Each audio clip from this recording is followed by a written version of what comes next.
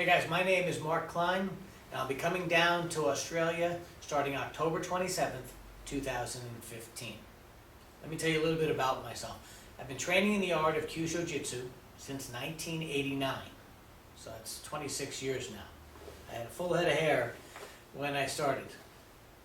What can you say? Kyushu is bad for your hair. No.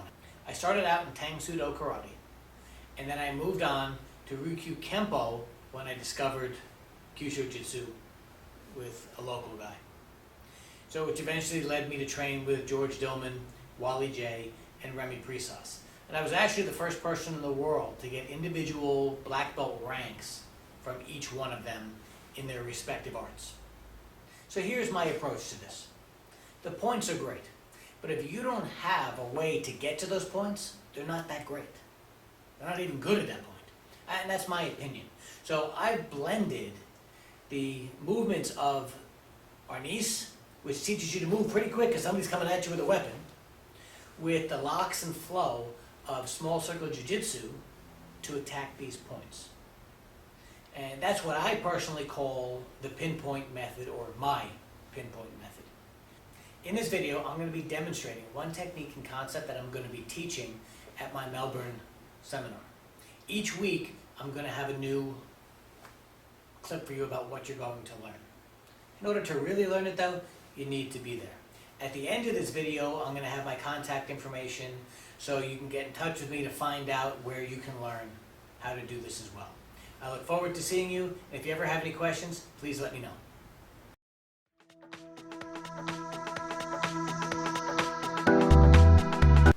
Hey guys, Mark Klein here. Today, I want to teach you a technique that I performed at a demonstration a few years ago in Italy. It's just this. And the hands Movimento finale of the one. he's gonna push normal speed.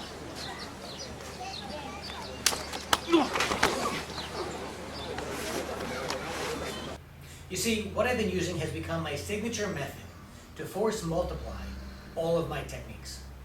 I've developed this over many years, and I want to share this with you now. And not only do I want to teach you how to do this technique, I want to invite you to learn the pinpoint method directly from me. Okay guys, I'm here with my brother Jay. You already saw the technique where I knocked out Gianluca in Italy a couple of years ago. The technique is directly out of a kata called San Chin. And the way I do that particular movement, the hands are circling and coming back and then attacking out over here. So what were the points that we're attacking in this particular technique? Our gallbladder 13, 14, and 15 on the forehead.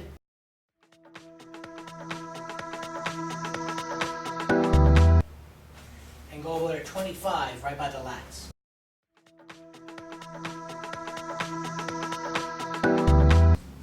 But what's most important is how I get to them. So let's look at this. How do we start the technique first? We're starting here. And the reason I start like this is because we're facing each other, arguing, blah, blah, blah, blah, blah. And, you know, I can be like this as well. All right? I want it to be as natural as possible.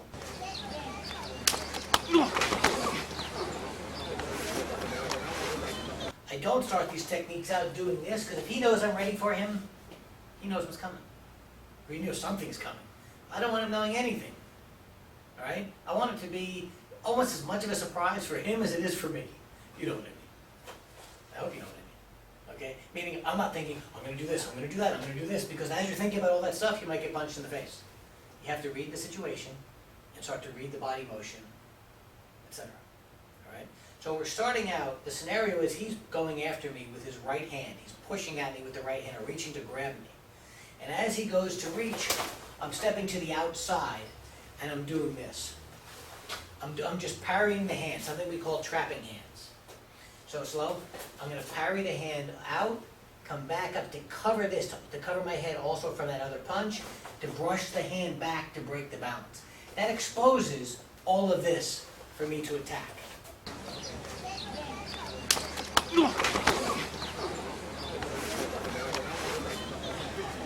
Okay? Really, really important. Now, what I talked about earlier was about force multiplying, or to force multiply the techniques. I'm going to do the actual hit on him without force multiplying. I might get an effect. I might not. Okay? I'm not purposely going to try to do the technique wrong, other than not add the force multiplier. I'm going to do it like 99% of everybody else who's trying these techniques, is if you don't have that secret sauce, that's that 1% that puts you over the hump. Okay? So when I come into here and I go after the points, now I'm just smacking him in the head. At one point he's going to get annoyed, right? Yes. So the goal, though, is as you come in, it's that pop. And I'll show you that in a second. So I'm going to do the technique. Now he's going to push at me, and here we go.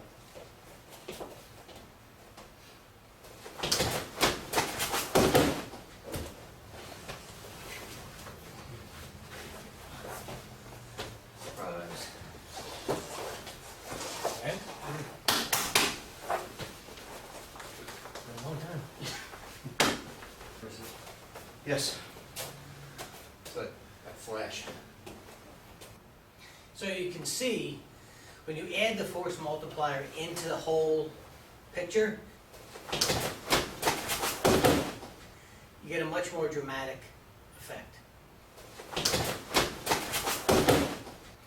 It has to do with the timing of when you do the technique. Obviously before, when he pushed, and I came into here, I'm sitting there going like this, he's standing here, he's not really off balance.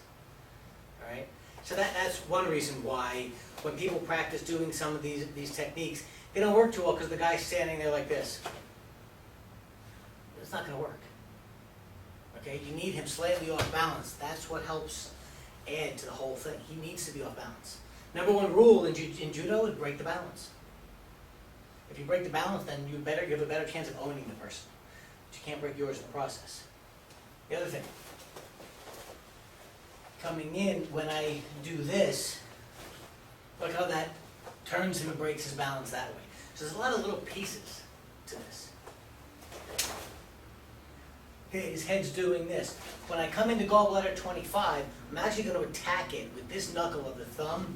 I'm going to come in and do this. So I'm force multiplying. This is the sub-force multiply. So you're going to do little force multipliers, and then there's the overall force multiplier.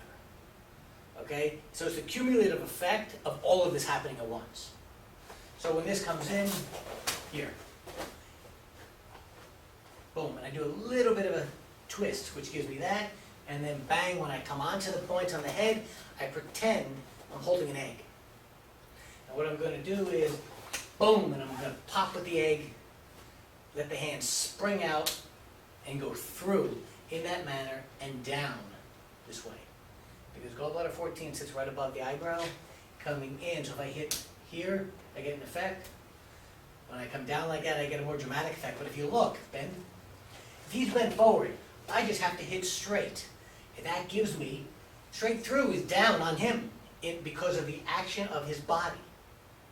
So there's a lot of things going on that most of us, and myself too in the beginning when I first started learning this, we pay attention to the big picture. You have to start paying attention to the little pieces. And slowly, slowly start to build all of these things together, then all of a sudden that big picture will take on a whole new meaning for you. So when you look, bang, it's not just throwing the hands out. There's a lot of little things going on. That's what I wanted to teach you today.